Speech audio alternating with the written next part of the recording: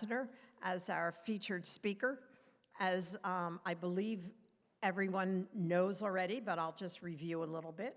Dr. Krassner has a PhD in physics and astronomy and has made his career working, doing research at a variety of observatories, and has been involved most fascinatingly to me with all three generations of NASA's airborne astronomy program.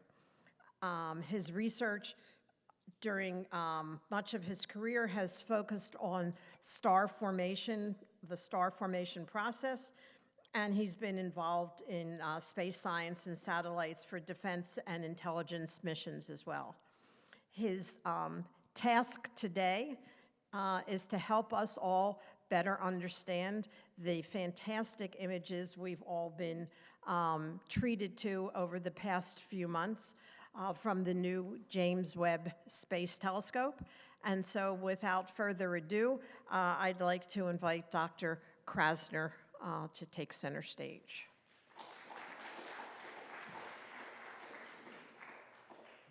Applause when I come. I hope I get applause when I leave. Thanks for having me, everybody. This is somewhat intimidating for me. I'm having flashbacks to my bar mitzvah, and that is really a whole different subject than we're going to talk about today. I'm going to walk you through the history, but particularly the design and the operation of the James Webb Space Telescope.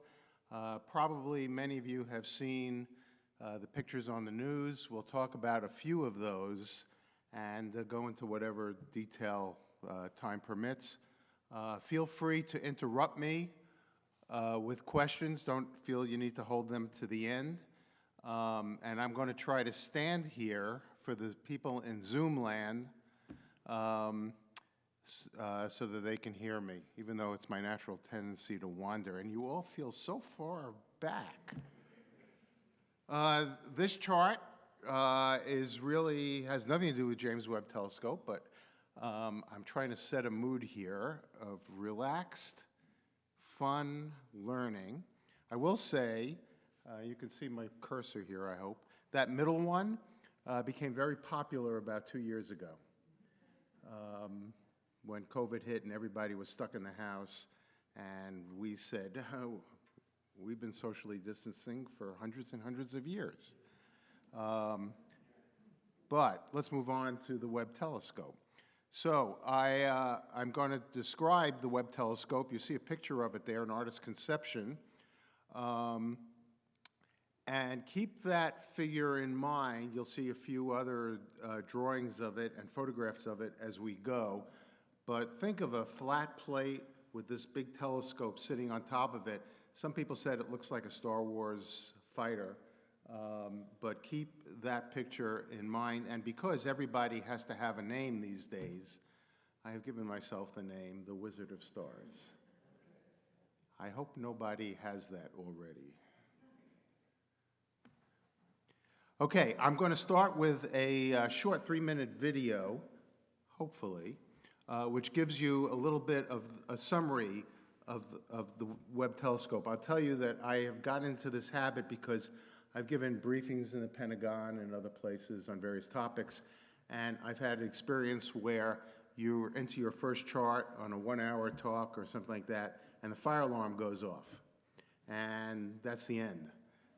Got to leave the building, don't get a chance to come back in, and so I've gotten into the habit of starting with a summary, and if the YouTube video works, we will see that. The backdrop music is just music, so I will somewhat talk over it. Say again?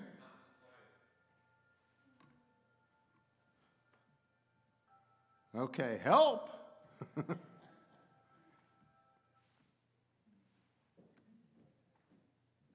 There'll be a short break in our action here. It worked before.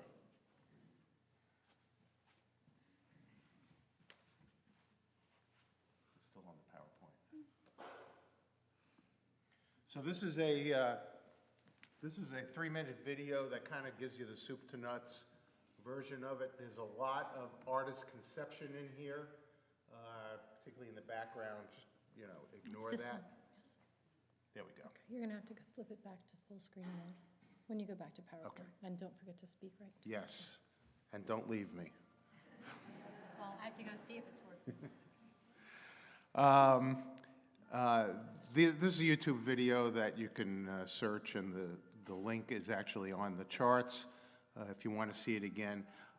There were 4 primary science motivations for Webb telescope 20 years ago, and we'll get into a little bit of that. First, who was James Webb in the first place? The second, NASA administrator. Again, I'll go through this a lot. He really was a supporter of science at NASA, and the telescope obviously was named in his memory and his honor. The telescope is huge. I'll give you some fun facts in a few minutes.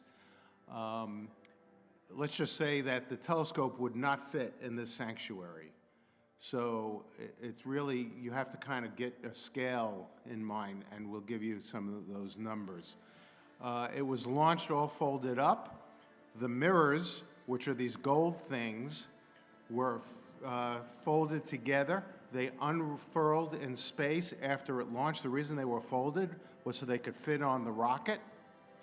It was launched from French Guiana just about a little less than a year ago. I think it was last December, and went 1 million miles deeper into space.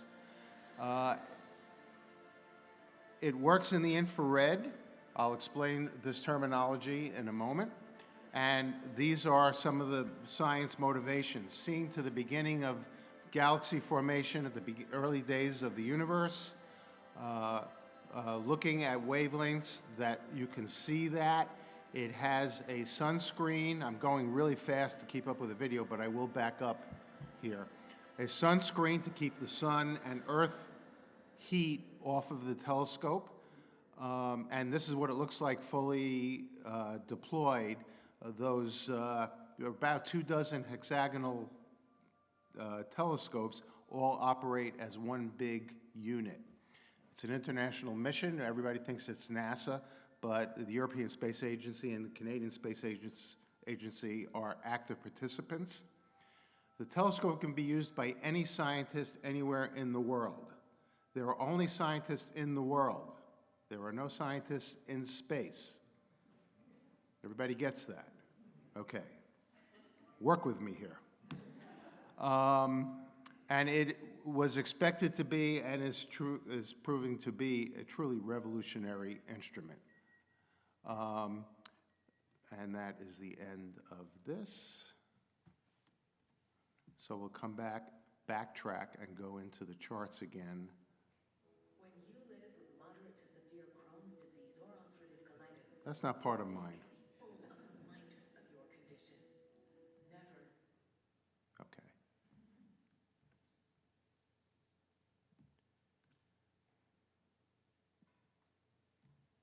Okay, so backing up, James Webb Space Telescope. James Webb was the second administrator of NASA, kind of the famous days of NASA, the early days of Mercury, Gemini, and Apollo. From the beginning of the Kennedy administration through the end of the Johnson administration, he actually left just before the beginning of the Apollo program, but was instrumental in the development of the Apollo program. And there's been an ebb and flow over the years at NASA, engineering versus science. He was a strong proponent of basic science at NASA in the early days, and in his honor and memory, the telescope was named after him. So, what is it? Well, it's a space telescope, obviously. It operates in space. It's designed to conduct infrared astronomy, and for those that are not familiar with that term, I'll explain it on the next chart. It is the largest telescope in space by a long shot. When I said it will not fit in this sanctuary, I was being literal. And it can see things that have never been seen before by anybody using anything. You know, we have 30 plus years now of the Hubble telescope and all of the excitement and all the discoveries that that made, and this will dwarfs the Hubble telescope, and I'll show a graphic showing the relative sizes. There are, this is going to be largely kind of an engineering description and a little bit of the pretty pictures that have come from James Webb, but there are two really important science principles that we're going to discuss. So you got to put on your thinking caps for the next two charts. First, I mentioned infrared astronomy. So if you go back to your high school physics, or for those that haven't been in high school, you're getting a jump on things here. You know, we see light, a very narrow part of what's called the electromagnetic spectrum. We're very familiar with other parts of that spectrum. For example, the radio region. We all have, well, car radio, you know, before Sirius and XM.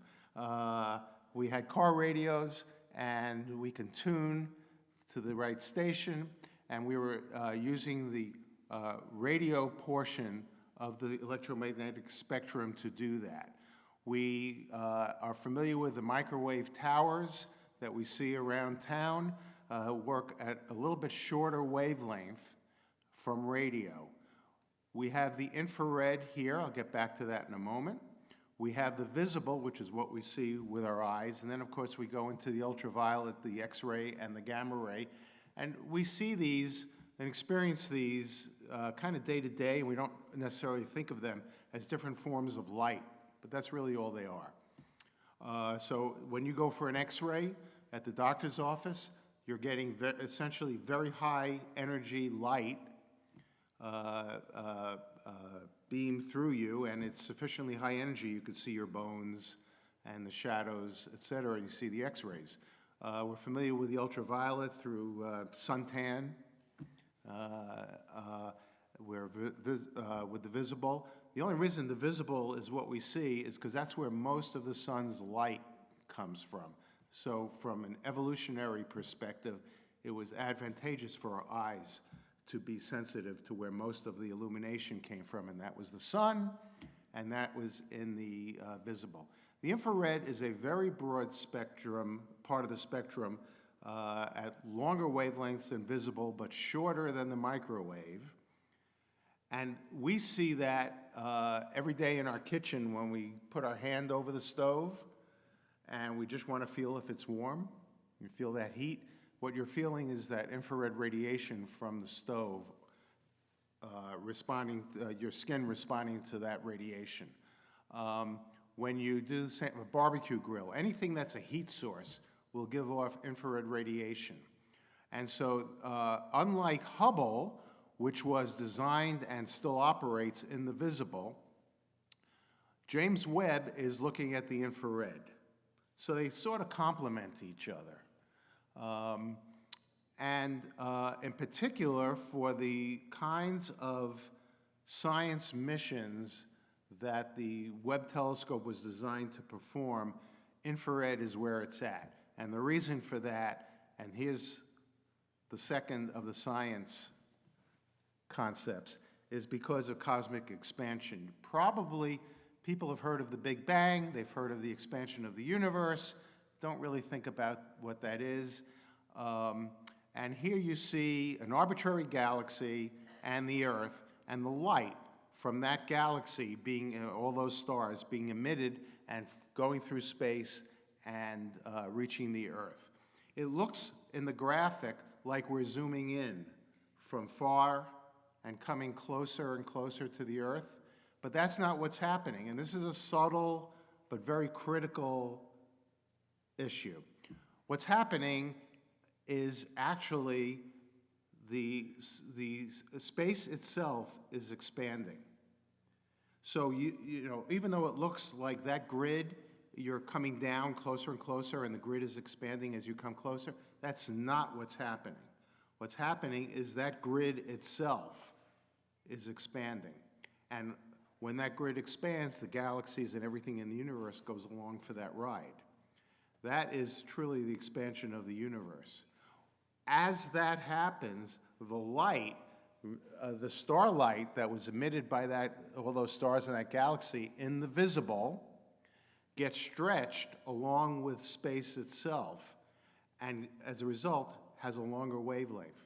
And here you can see that going from blue, and as it moves further, it'll become orange and redder. That is the starlight being expanded from the visible into the infrared. And that's the light that Hubble was designed to collect. So it's a very subtle point. A lot of people will think, well, the Big Bang, all the galaxies were kind of blown out and they're all just expanding in any direction, which is true, but it's not like some explosion that threw them out into deeper space. What's happening is space itself is expanding. So this ruler, which is an official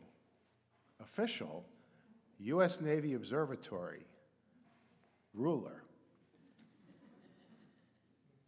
Bet you don't have one of these. This is a 1-foot ruler, 12 inches. This is the distance that light travels in 1 nanosecond, 1/1000th of a second. So if you want to know, the next time you're playing cards with somebody, you want to impress the people, how far does light travel? Well, it goes about 1 foot in 1/1000th of a second. There it is. But in reality, if billions of years from now you took this and measured, this ruler would be substantially longer, okay? It's not like everything is blown out into space, it's that space itself is expanding, and that is the Big Bang. I tell you, I spent years and years and years not getting the difference between those two. It is really fundamental. And if you think about it, if the universe is everything, and there was this big explosion, and all the galaxies and stars were blown out, where would they get blown out into? Right? Because the universe is everything by definition. So you can't, it's not like that balloon can blow up and become bigger because there's nothing for it to become bigger into.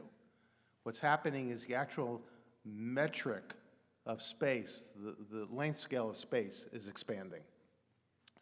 Keep that in mind, because as that happens, the light, as I say, gets stretched also, and it gets stretched enough for objects distant enough that instead of being in the visible, like nearby stars and galaxies, it's now in the infrared.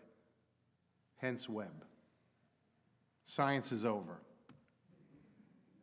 Okay, let's talk about Webb itself.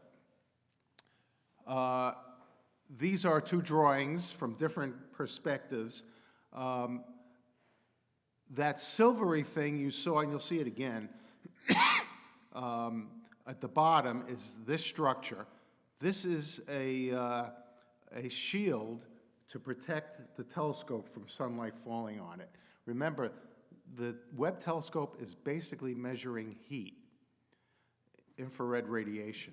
And if the sunlight was falling on the telescope would get warm, and the minimal amount of heat that you're trying to measure from deep space would get swamped by the sunlight.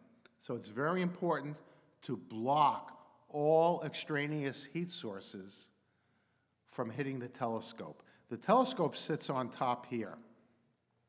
And it looks like kind of a regular telescope, but you'll see there are some fundamental differences. For one thing, it's not one big mirror.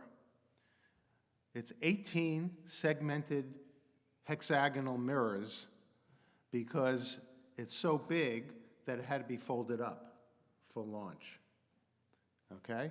And the light, in this case, is coming from the left, hitting the mirror like a regular telescope, getting reflected up here to the secondary and into this pink region, which is where the cameras and other science instruments are. All the rest of this is to protect those instruments and that telescope from that sunlight. For scale, Here's your average 6-foot person. Okay? This thing's pretty big. We'll go into the more detail on these. Now, as a result, now we've flipped this over on its side. Here's the telescope. In this case, it's looking down in blue. And the red is the sun shield, and the sun would be on the left here. That side is exposed to the sun, it gets very hot. But none of that heat can be permitted to get to the other side where the telescope is. So there's a tremendous temperature difference across there, and engineering that is no mean feat. So it's about 185 degrees Fahrenheit on the sun-illuminated backside, and it's about minus 388 Fahrenheit, which is really cold, on the cold side looking into space. Now, how do they do that? We'll get to that in a moment. Here's some more artist drawings. Again, same sort of thing, different perspective. Here's the sun shield. The sun in this case would be, and the earth for that matter, would be down below, shining up on it, and the telescope, which then can pivot around and look at whatever it has to look at in the deeper part of space. Here's a picture of the underside, and this is where the mechanics are, basically. Antennas, solar panels, antennas for communicating the information and data back and getting instructions from Earth to the telescope. And this is the Earth-facing, sun-facing side. Here's the same thing from the side view. Now, the primary mirror, these 18 hexagonal gold-coated mirrors, 21.5 feet across, all right? So this is a large structure. Why are they gold? They're gold because in the infrared, gold is very reflective, more so than aluminum or things that you would see with a regular optical telescope. So it has a very, very thin, several atoms thick coating of gold on each of those mirrors. The light comes in from deep space, hits the mirror, gets reflected up to the secondary. That secondary is 2.5 feet in diameter, and down again to that instrument panel, which is here, and they rotate in whichever camera or whatever they need to do for their science. These struts that hold the structure are 25 feet long. All right, that's 2.5 stories. And down here is the sun shield. Now, what does it look like? There is a full-size mock-up with, out in the field with some of the NASA people. This is like the family portrait before launch. And you can see the size of the people, and you can see the size of the telescope. Okay, so probably some of you have looked at telescopes. They're this big. You know, they're kind of like one person can handle them, or if you go to an observatory, they're a little bit bigger. This thing is truly immense. How immense? Yes, sir. Is that the one that they set up? This was the mock-up. So this is, geometrically, this is it, but it wasn't a working model. This is the kind of thing that if you worked on it, you would put on your fireplace mantle. But, you know, it's 20-something feet in size. Okay, so give you a little sense of scale. It's the mass of a truck or a school bus. Question where? Fire away. You have the gold mirrors that collect the infrared light, reflect it up to another mirror, and then you said you have instruments that Yes. deal with it. Does it convert to visible light? Say, what was the last part of that? It starts out as infrared Yes. rays that are then reflected, hit a mirror or some sort of collecting instrument. Is it then converted at that point? Oh, okay. The question is whether the light that comes into the instruments are converted from optical to infrared. Or no, from infrared to optical? No. No, this is infrared radiation all the way. It comes from out there, hits the various optical elements, and all they're doing is bouncing the light back and forth. They're not changing it in any way. Just like a regular optical telescope.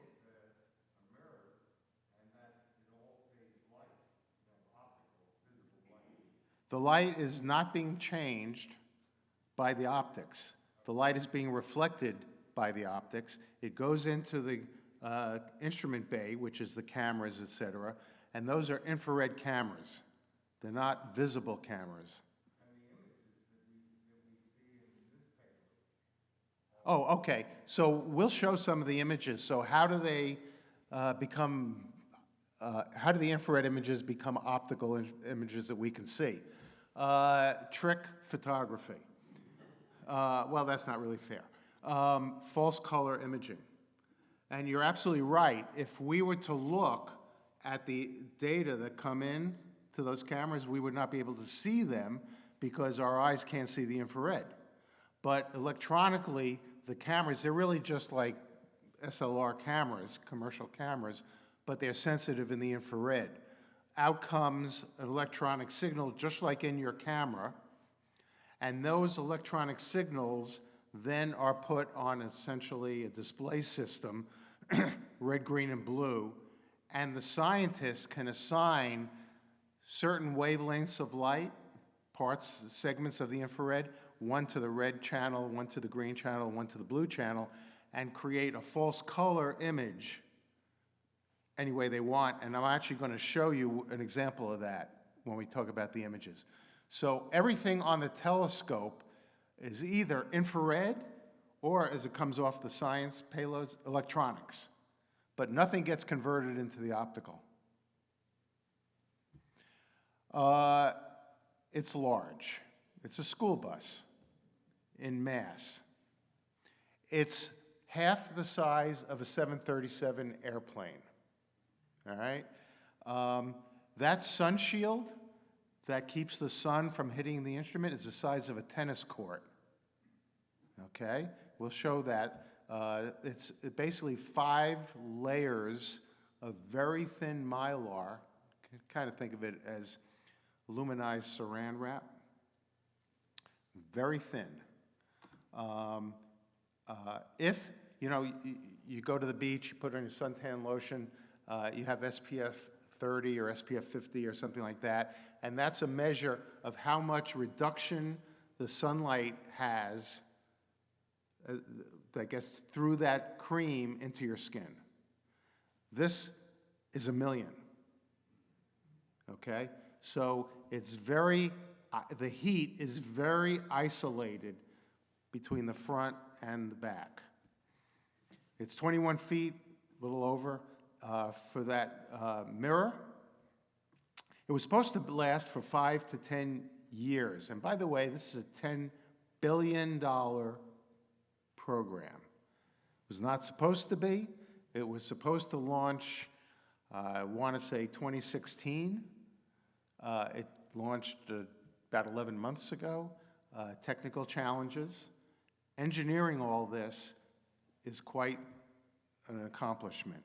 And so it was supposed to last for 5 to 10 years, but because they were when they launched it 1 million miles into space, the rocket and the propulsion systems were so precise that the fuel that they had anticipated having to use for course corrections to get it where it needed to go was much below what they had budgeted for. In other words, the rocket was so precise that they didn't have to move the telescope very much to get it on track. So all that fuel that they did not have to use for trajectory corrections was fuel that stayed in the gas tank that can now be used for operations, and they now think they may get 20 years out of it. So that's a big savings. By the way, 20 years, that's a long time, but Hubble's been up there for 30 years. On the other hand, you might remember, and many of us with not great fondness, the early days of Hubble, when it had all kinds of optics problems. It was kind of a national joke. They had to do shuttle missions to fix it. They had repair missions to fix things that broke over time.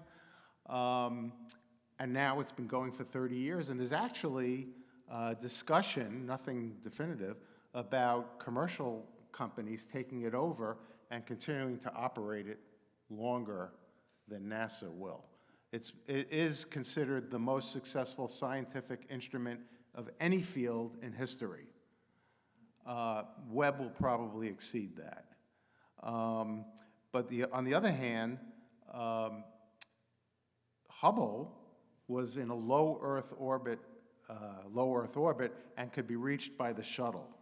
Not the case for Webb. First of all, we don't have shuttles anymore. Second of all, this is 1 million miles away. The shuttle, no manned program could get to 1 million miles. That's 4 times beyond the distance of the moon. And we'll talk about that in a couple of charts. Well, here it says 1 million miles from the Earth, deeper into space. Now, this to me is the most astounding because, of course, everything else here is just engineering, and as a scientist, engineering is simple. It's the science that really counts. If you had a bumblebee, normal bumblebee with its normal body heat at the distance of the moon, which is 250,000 miles, this telescope could detect the heat from that bumblebee. So that is fairly astounding. And I will tell you that for those that remember the Apollo landings, actually I remember watching Apollo 11 in the living room on the big black and white TV with my parents, my brother, and you know, I was kind of into it, as you might expect. And my mother was just going over and over, "It's a miracle. It's a miracle. It's a miracle."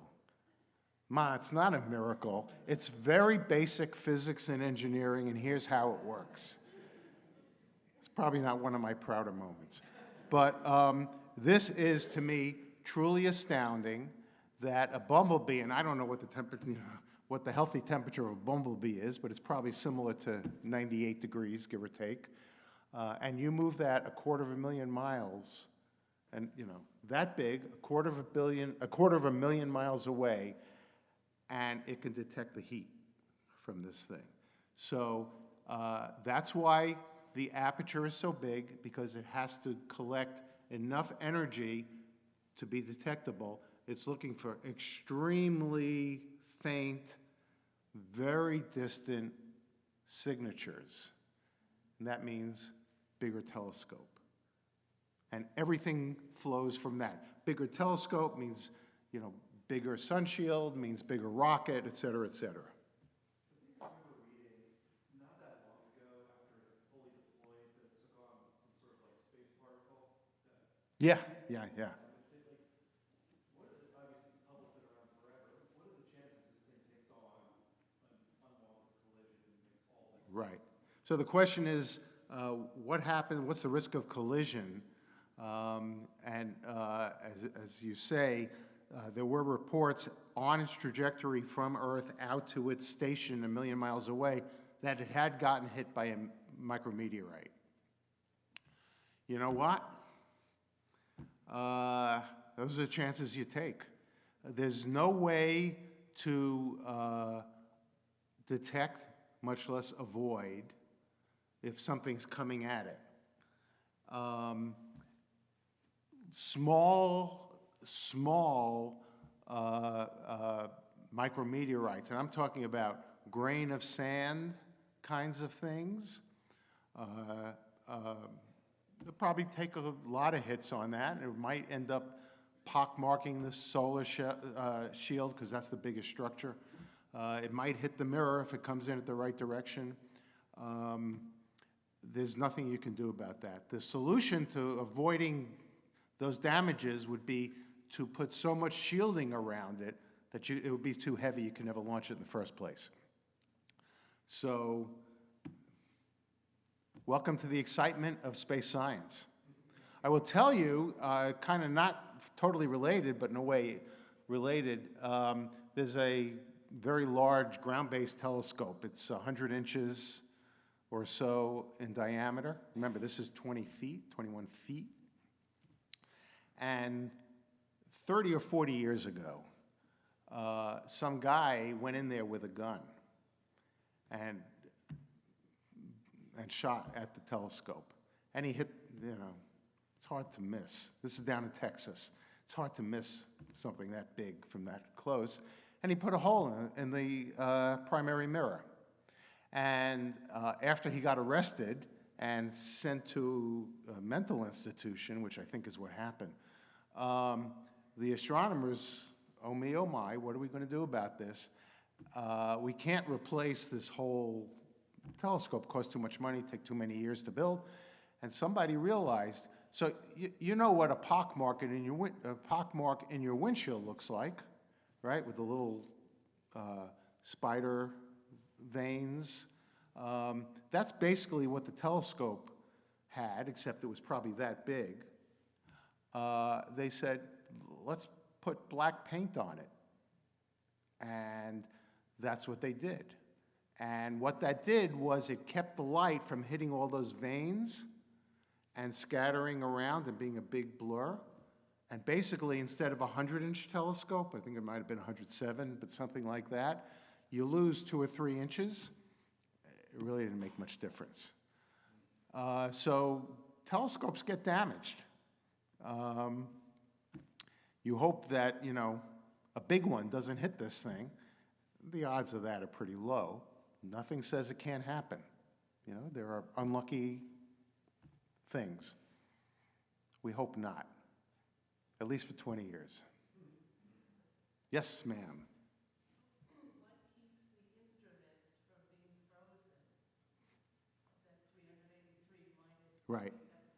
So the question is, what keeps the instruments from getting frozen? The instruments are designed to operate at the appropriate temperatures. They want to be cold because if they are not cold, and remember, they have electronics running through them, wires and currents and things, and if you remember your basic Ohm's law, I'm sure you all do, that current will basically cause the resistance of that wire will cause a heat. Well, that's a heat source you have to design to account for. And so these cameras are all designed with that in mind, and they want to operate at a as low possible temperature because that reduces the noise from the camera. If I took my camera,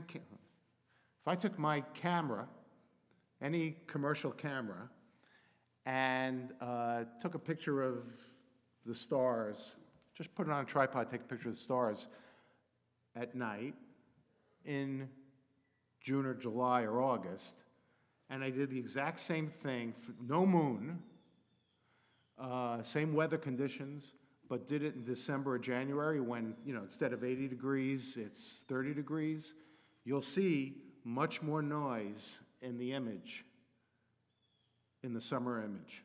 That's from the heat in the computer chip, in the sensor, in the camera, creating its own noise. So they want, since you're looking for faint stuff in the first place, you want as little noise as possible created by your camera. And that means your camera has to be designed to operate cold. It's not like they have water or something that's going to freeze. All that is engineered to operate at the appropriate temperatures. Okay.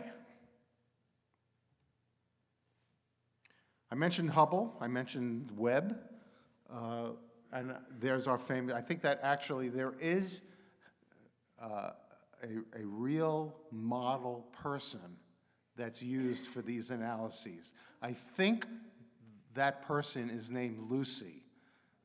Don't quote me at it, but that's Lucy, your canonical 6-foot person with the Hubble telescope for scale. The Hubble telescope's about 2.5 meters. It's about, it's less than 10 feet. It's about 6, 7 feet. And you can see the size there. Look at the size to scale of the Webb telescope. Okay? Now, you can see on the Webb telescope the hexagonal elements that make it up. And each of these is its own mini telescope. And every one of them, as you'll see in a few moments, when this thing was unfurled from folded configuration, this thing was all folded up to fit on the rocket. Then the rocket nose cone came off, and the telescope ejected from the rocket and kept going. And over time, they had to unfold the telescope, and each of those mirrors had to be brought into alignment with the others. This was all done while the telescope was in transit out to its million-mile location. And don't remember the exact dates, was launched last December. All this, it got sort of on station, calibrated, ready to go. Took about 6 months. All right. And in a moment, I'll show a video. The nickname, people started to call the Webb the origami telescope, because it really had to be folded up, constrained, in order to fit on that rocket. Now, these are the main steps that went on in those 6 months. Of course, it was launched in December. The nose cone came off, the rocket came out. First, the sun shield was deployed. That's that tennis court-sized structure. It had to be unfurled layer by layer, and each layer stretched to get tension on it, and make sure that in doing that, it didn't hang up on one of the other layers. So it was its own little engineering challenge. Then the mirrors were deployed from those 18 mirrors from folded to unfolded configuration. It arrived at its home. It then they cooled it down. They started to align all those optical components, those 18 mirrors. They calibrated the cameras and the sensors, and then they started taking their images, and this is what you see on TV these days. All that took approaching 6 months, roughly 6 months of time. This program, because this was so large, because it was going so far, because there was no manned astronaut opportunity to do anything with it, it all had to work first time for real, or there's nothing you could do about it. And NASA typically tends to be a little risk averse, and they like to make sure that all these risk factors have been accounted for and demonstrated, and yeah, we know how to do this and all that. And you know, if you have 4 or 5 things that you can't test on the ground, you say, okay, we've tested everything we can. Here are 4 or 5 things, we're just going to have to do it. And if it works, it works. If it doesn't, it doesn't. Webb telescope had about 340 single point failures, which means if any one of those had not worked, then the whole thing would have failed. So there was a lot of nail biting. As we now know, because we saw the end of the story, they all worked. But it was really an accomplishment to have to launch something so large, so complex, so automated. You know, it's not like somebody, when I was a graduate student, we had an infrared instrument to go on an airplane. And being the junior guy, being the grad student, I had to align it all. It's like, you know, you're bottom of the totem pole, you have to do the grunt work. And so I was in the lab for hour after hour, tweaking each of these things to make sure they were lined up correctly. You couldn't do that here. There's no grad student out there. It's got to work. It's got to be automated. It's got to work perfectly. and you really don't get a second chance. 340 times. And so it was really, there was a lot of excitement when those first images came down and it showed, yeah, that everything worked. Now, with any luck, this is a single point of failure. I'm going to do another video and you will see that unfurling process, if I got the right video. Yeah, here we go.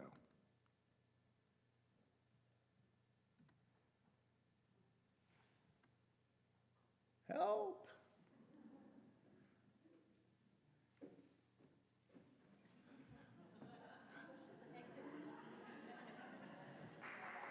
Thank you. Yes, I too have a PhD, by the way. Yeah. So you're That's why she's here. so it's the chrome one, correct?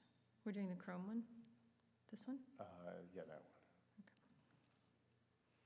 Yeah, but it's not showing on the TV. You're going to love it. It's going to be worth it. And she's a PhD. She'll make Yeah, it work. I went to school for this. What did I tell you? Yeah, you have to exit the full Don't give screen me first. instructions. Yeah, Just sorry. don't go far. It's fine. That's the last video. Yeah, that's it? Yeah, that's it. correct. That's it. Okay. Thank you. So for all of you in video land, we're now going to see the deployment. Actually, let me start it over. This is the deployment. This is what it looks like fully folded up when it was launched.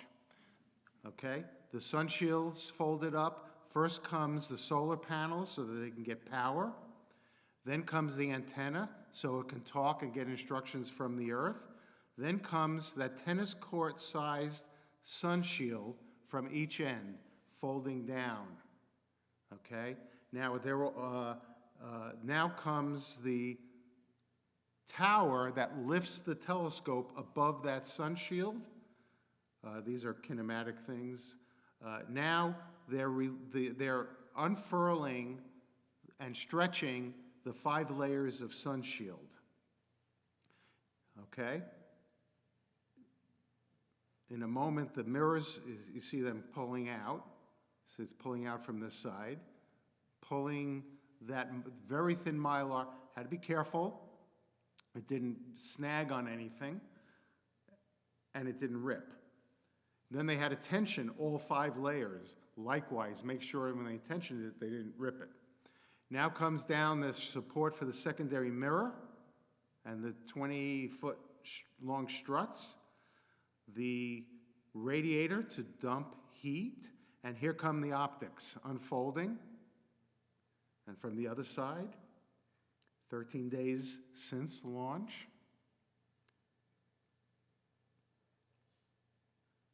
Okay, now they fire the rocket and take it out their 1,000,000 miles to its station, and that was it, in essentially configured form. Now, as it flew out, it was still, when it first unfurled, got into its deployed condition, everything's looking physically right. They know, for example, what would have happened if the mirrors didn't unfurl? Well, you don't have a telescope anymore. Are they going to waste their time sending it 1,000,000 miles? Are they going to bring it back in and burn up? Who knows? I'm sure NASA had a plan. I don't know what the plan was, and nobody needed to do it because everything worked. So now that it's structured correctly, let's burn the engine and get it on its way out to deep space 1,000,000 miles beyond the Earth. And during that time, things are cooling off because when they're launched, they're at room temperature. And it's a long way to go to the operational temperature. So things passively cool. It's out in cold space, so it starts to cool. And then they start to align the mirrors. You don't want to align the mirrors while they're warm because as they cool, they're going to warp a little. And you're just going to have to realign them again. So there's a whole orchestrated set of events that have to happen. And Then, once you've got the mirrors aligned, now you have to get the cameras and the sensors operating, cool them down, calibrate the cameras, and make sure everything's operating per spec, which they did, which was successful. And when all that's happened, 6 months after you were nervous wreck about will the rocket blow up, oh, we didn't talk about that one, because that still does happen from time to time. Now, 6 months later, it's for some miracle, all 340 single-point failures were successful, and it's operating as per spec, and actually probably in some cases better than design. In other words, they were too conservative on their error margins, so it's doing even better than expected, and it's time to start being an operating observatory. See how I'm doing here? So,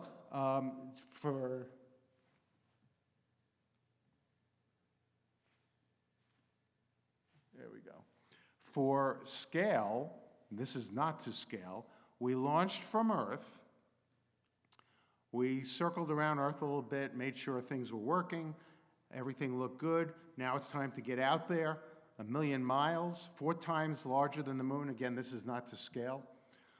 And this is where it's going to be. This L2 is it's a special point that we don't have to go into detail now, but it's a point in space that's advantageous to sit and park yourself at. And it basically does a little orbit, that's what this oval is, around that point. And you see as the sun and the moon go around the sun over the year, this guy is likewise going around the sun, but it is always keeping its backside to the Earth and the sun, and the telescope side out into deep space, all the way around. So if I want to observe a galaxy over here, I'm configured to do that. If I want to look at a galaxy on the other side, can you see my cursor there? No. On the left side of the sun, obviously I can't do that without rotating the telescope, so what I have to do is wait until 6 months later in my orbit, I'm around looking out that side of space. But over the year, I can see everywhere. So now, all the engineering worked.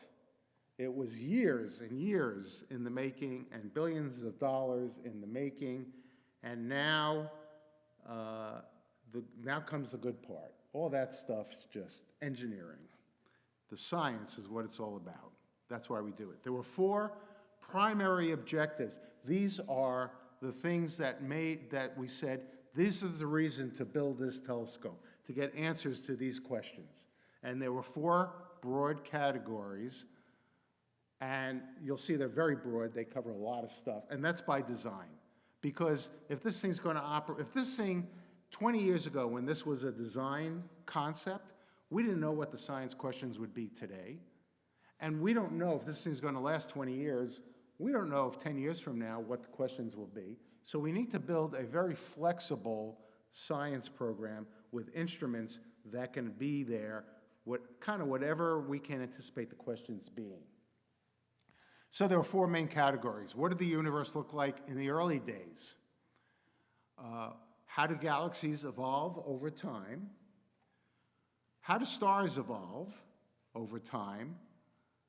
And the word that's everywhere these days in the field, exoplanets, which is really somewhat code, not totally, but is there life elsewhere in the universe? That's built into that question. So those are the 4 big questions that were behind the Webb telescope. Now, I will tell you that the whole astronomy community and a lot of the physics community had inputs into this, and there are sub-questions and sub-questions and sub-questions and research programs, but they all kind of fall into these 4 categories. So, to get to your question about the false color, the moment you've all been waiting for, here are the 4 or 5, I can't remember, but we'll see in a moment, initial publicly released figures. These are the ones you saw on the nightly news, the first ones. There were some engineering images released along the way that said, oh, look, it appears to be functional. And you might remember the news had these images that had various stars, and you can see in a little movie how the stars all merged into one single star. That was the alignment of the 18 mirrors. But these are the original, essentially the first, what's called in the business, the first light pictures. Once everything's tested, everything's checked out, we know how it's working, now let's point it at something and see what we see and start to do the science.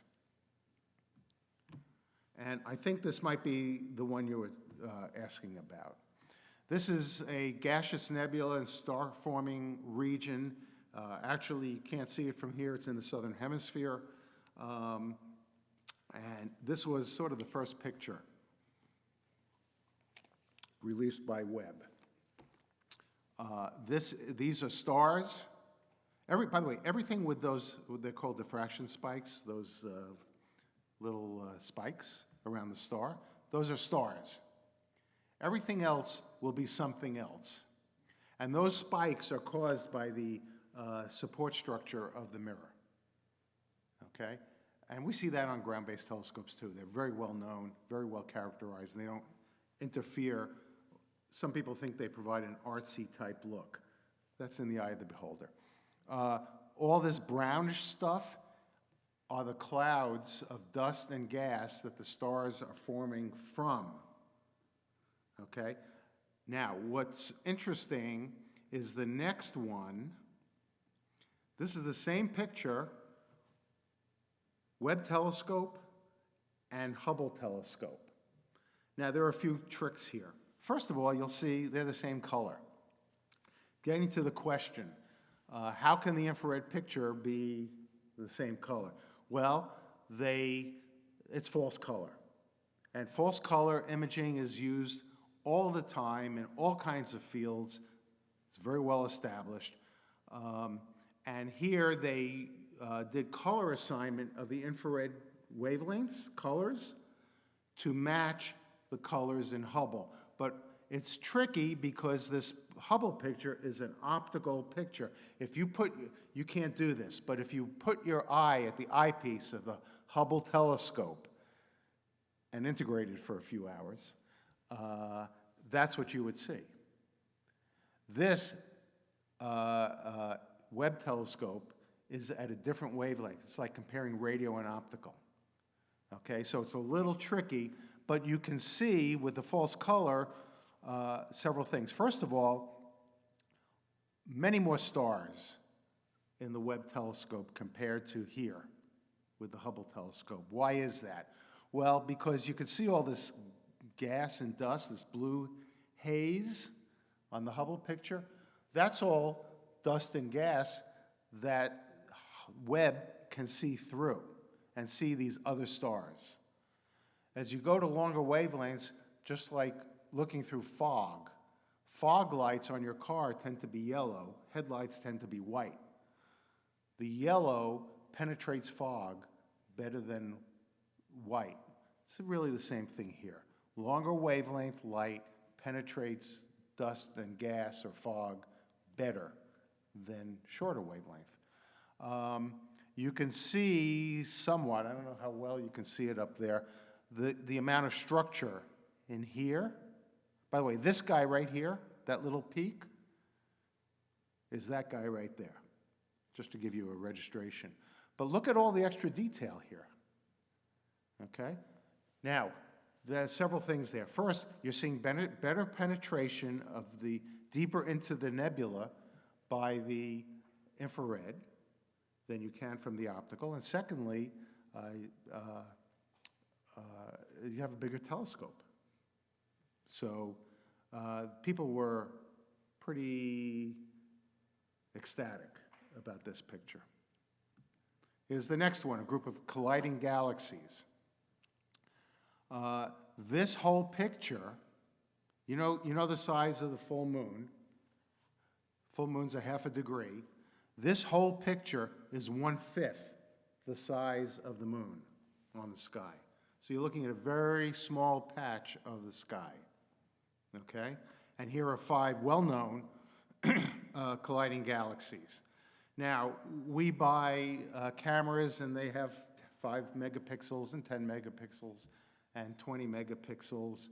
This is a 150 megapixel camera, okay? And there are 1,000 separate images all mosaicked together to create this one thing that you see here. So there's a lot of image processing, a lot of work that goes on the ground from the data that the telescope provides. Yeah? So there's a great website called Webb Compare that has 5 or 6 pictures with the sliders. So you push the slider to the left and it'll show you the Hubble, you push it to the right, it shows you the same picture on WSD. And it really illustrates how much more you can see with WSD. So for those in Zoom land, the comment was the website is webcompare.org.com, webcompare.com, that will let you compare Hubble and Webb telescope pictures. So here's another, so that's what Webb saw.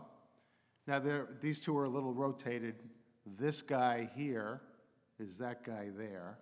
So they're a little bit different. Pointer's not working? No, that won't work. You see that tail in the top left galaxy? That tail is a little to the right on the Hubble, on the right-hand picture from Hubble. But look at the level of detail. You can't see what I'm pointing at. The right-hand Hubble picture, which would have been astounding 30 years ago, 20 years ago, much greater detail on the Webb telescope. Again, bigger telescope, higher resolution, more sensitivity, etc. Another nebula, this is actually a star that is losing gas. It's in the southern hemisphere. It's called the Southern Ring Nebula. By the way, the Ring Nebula, which is in the northern hemisphere, we can see by eye, well, not quite by eye, but with a small telescope. But this is you can see a star in the middle that, and you see these rings of gas. This is a star that has been puffing off its upper atmosphere into space, one after the other. And this is not a Hubble and Webb comparison. These are both Webb telescope pictures at 2 different infrared wavelengths. And you see that different wavelengths give you different information. So that's an important component of the science. This one I won't go into great detail, but suffice to say it was looking at an exoplanet, a planet around another star, and detected water in the atmosphere. It gets a lot of people's attention because a lot of people are looking for life in the universe. You need water, et cetera, et cetera. Question?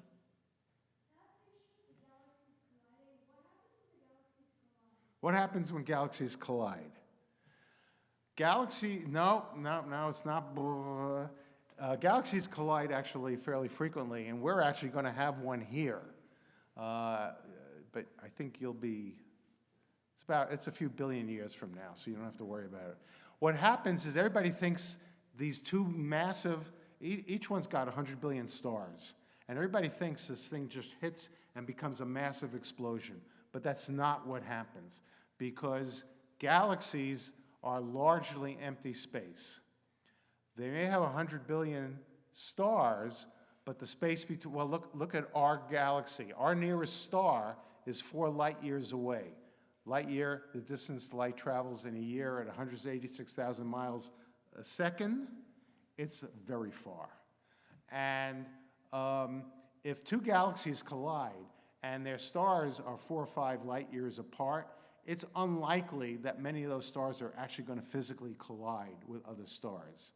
But what happens is the gravity from one galaxy and the gravity from the other galaxy start warping each of them, and strange things start to happen. And actually, wish I had my pointer. Here are several. You can see these are not normal-looking galaxies. They're deformed.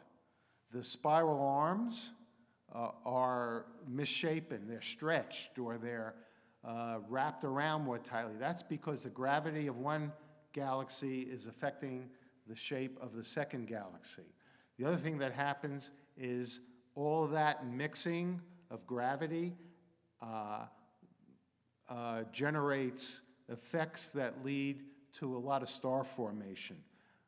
And so you can see for that galaxy in the middle, that arm of red objects, those are probably newly formed stars or forming stars that have been created by the effect of the gravity of one galaxy on the next.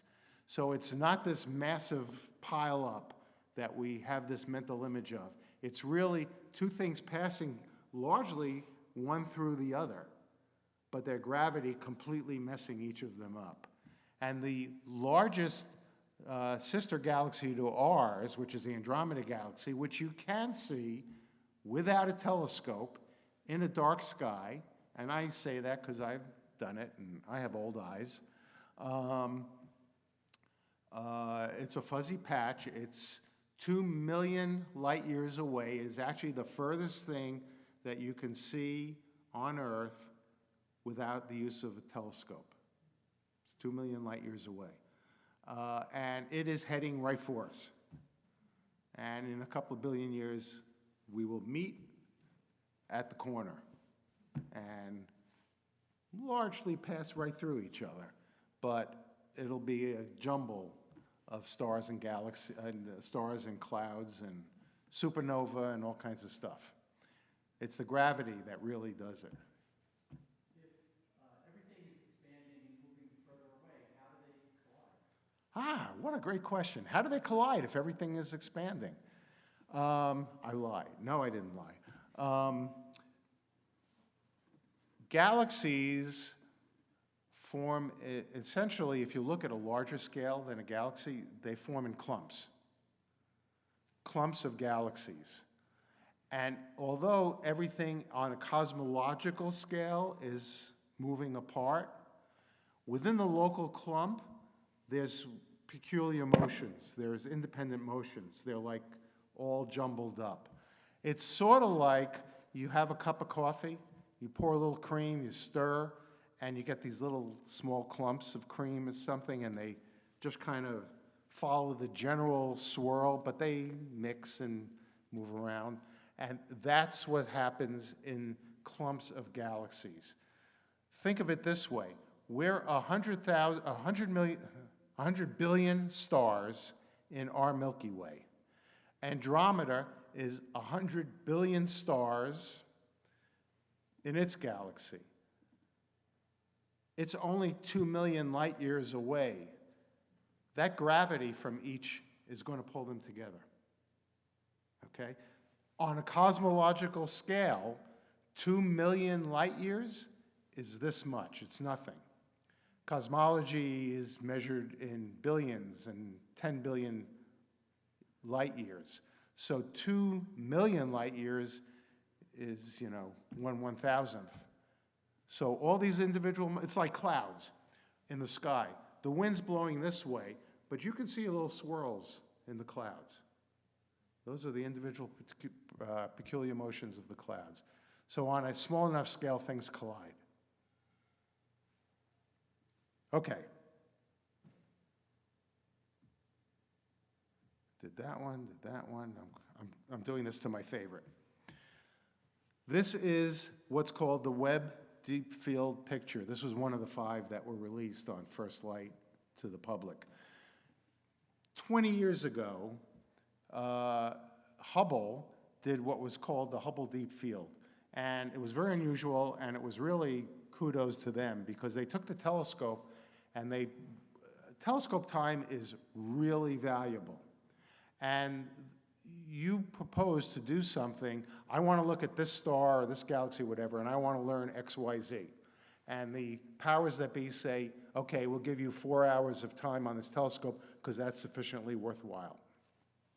The plan here was to point in space where we thought there was nothing, okay, and do it for like weeks. So you can imagine the pushback that occurred when the decision was, we're going to use Hubble for 2 weeks looking at nothing. And what they did was they looked at nothing and they found there was no nothing. There were all kinds of stuff there, distant galaxies. Well, the decision was made to do the same thing early on with Webb. This is not weeks, this is 12.5 hours. This is a half a day of just staring into space. This picture, and I'll explain what's in it in a moment, but this picture from side to side, the size of that picture, is the equivalent of a single grain of sand held at arm's length. Okay? So right away you see, oh my God, how much magnification does this telescope have, right? Think of how many grains of sand it would take to cover the whole sky. And I could tell you, but I can't remember. But it's many, many tens of thousands. And every one of them would look like this, unless something was in the foreground to block it. So essentially, everything you see except the object, particularly in the middle with the bright diffraction spikes, essentially everything else is a galaxy. Okay, this was a patch of space they thought was empty. And you'll see, if my pointer worked, some of those little red streaks, that's gravitational lensing. What's happening, this is a general relativity effect, and what's happening is the light from distant galaxies are passing on their way to us right next to a very large galaxy, and the gravity of that galaxy is warping the path of that light. And so all of those little red streaks should be points, but they're stretched by gravitational lensing. We're not going to go into general relativity today because we got to be out by 3 o'clock. If I had another hour, we could do it. But there's a lot of information about the cosmology of gravity in this image. People were just, the scientists, flabbergasted when they saw after only 12 hours of data, what was supposed to be empty space, and how many galaxies they were able to see. And the thing that is really phenomenal is a grain of sand at 2 feet away. That's the size of that picture. So the further we see, the more we see. And we are constantly amazed at the complexity of the universe, the density of the universe, how much there is out there. Remember, one of the objectives of Hubble was to investigate the early universe. This is the early universe. These are early galaxies, young galaxies, as they were seen 12 billion light years away or more. Now, the whole universe is only about 13.5 billion light years away, or in size. So we're seeing things near the edge of the observable universe. And this is really the promise of Webb. A little grain of sand, little patch of sky, all this information, and we've gone from the edge of the universe to water in the atmosphere of planets near us. So, 20 years of investigation with this telescope, assuming it doesn't get hit by a meteor, and, I think the odds are in our favor, actually, and we have no idea what we're going to discover. And that's why we do it. Question?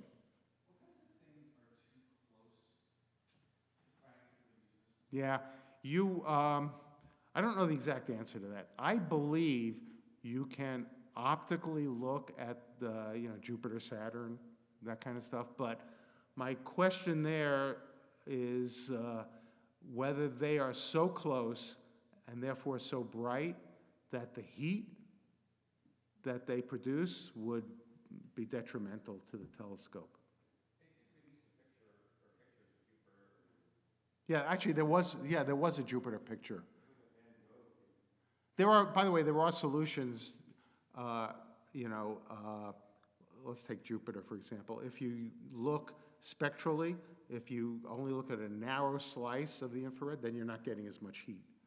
But typically, you don't want to point telescopes at very bright objects because they're made to look at very faint objects. Yeah, I was thinking that the field of view is so small. Yeah. Try to look at something that's bigger. Mm-hmm. You have to move the telescope.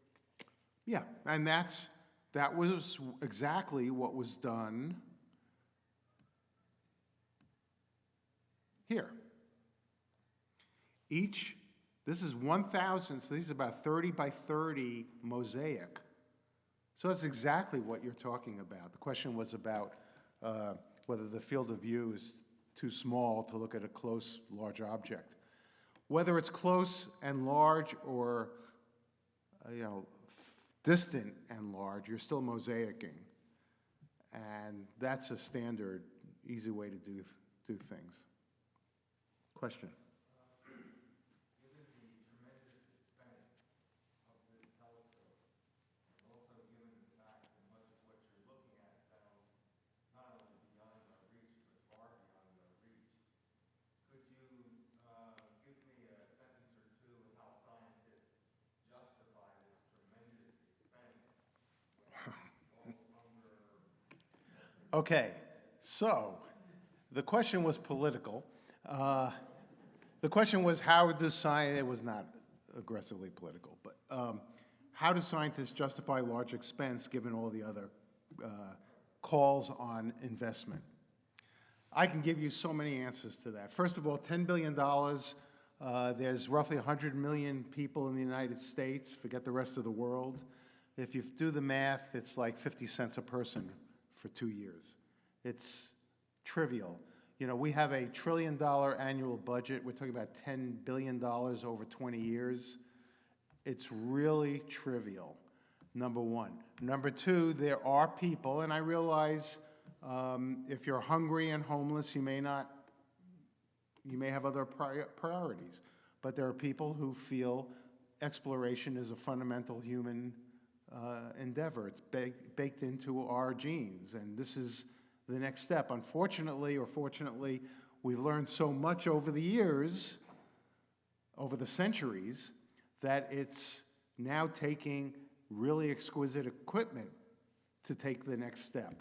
I'll give you a third answer, which is until we do it, we don't know what we're going to find and what the solutions might be here on Earth. I'll give you a fourth answer, that all 10 billion of those dollars were spent on Earth paying working salaries to engineers, et cetera, et cetera. I can give you a fifth, sixth, or seventh, but that's kind of...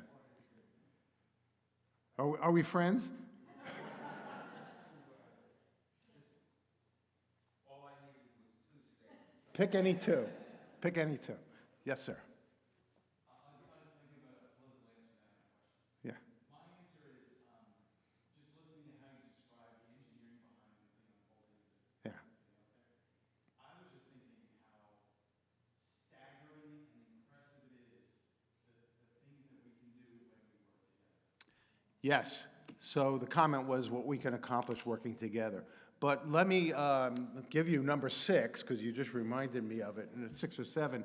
The technology for aligning those 18, about a meter on a side, 40 inches on a side, mirrors, and the algorithms for doing that are now being used in eye surgery.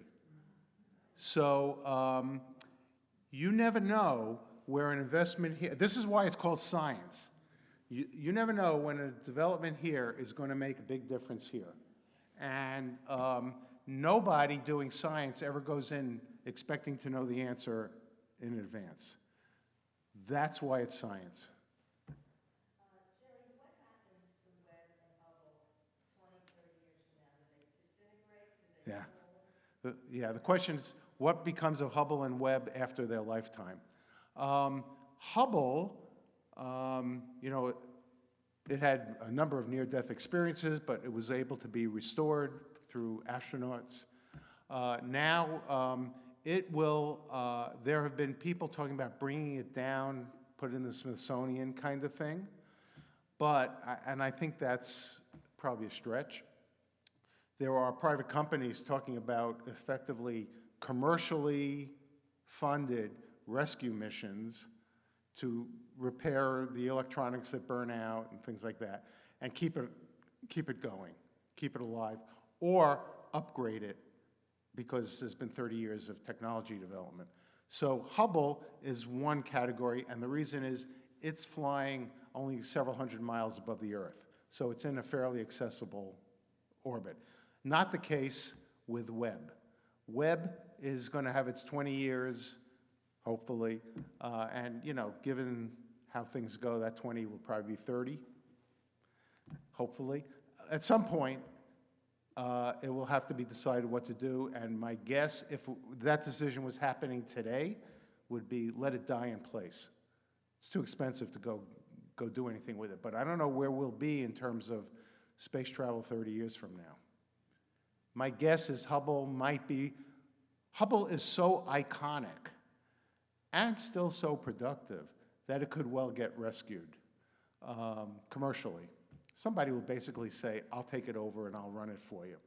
I don't know that Webb is in that category, but it's so new, it's too far off to predict.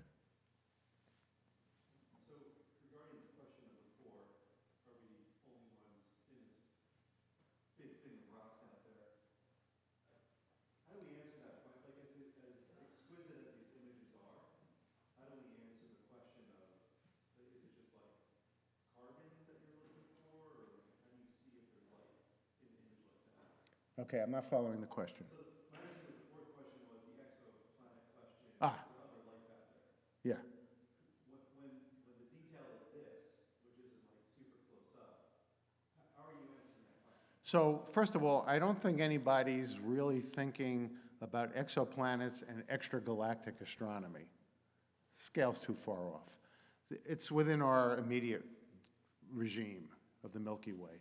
And there, I mean, there have been 4,000, some number of that sort, I can't keep up with it, changes every day, of known exoplanets. When I was in school, there were 0. I was in school a long time ago. But there are people, a lot of researchers looking at what are if there was life, what would be the signatures? And we're not necessarily, when we say life, we're not talking about humans. We're talking about maybe microbes. Nevertheless, you know, the Earth 4 billion years ago was a hydrogen atmosphere. And it did not become a reducing oxygen-based atmosphere until photosynthesis took hold and produced oxygen.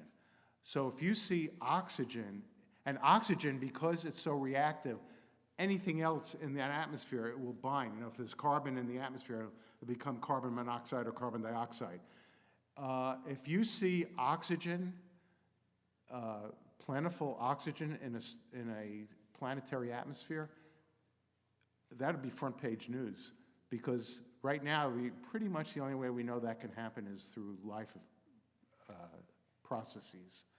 So, yeah, people are not mixing search for life and outside galaxies. Those are different domains. Hope I answered the question. I know we're getting on time. My time is up. If you could all please join me in thanking Dr. Krassner for Absolutely fascinating conversation. And let me just point out that we have 2 more programs on the calendar. December 17th, Saturday night, Connections and Renaissance are planning a big Hanukkah celebration. And then Sunday, January 15th, our very own Helen Jacobson is going to be speaking to us about disaster relief work. So we have 2 more great programs on the calendar, and we hope to see as many of you as possible there. Thanks again to Dr. Krassner. Thank you.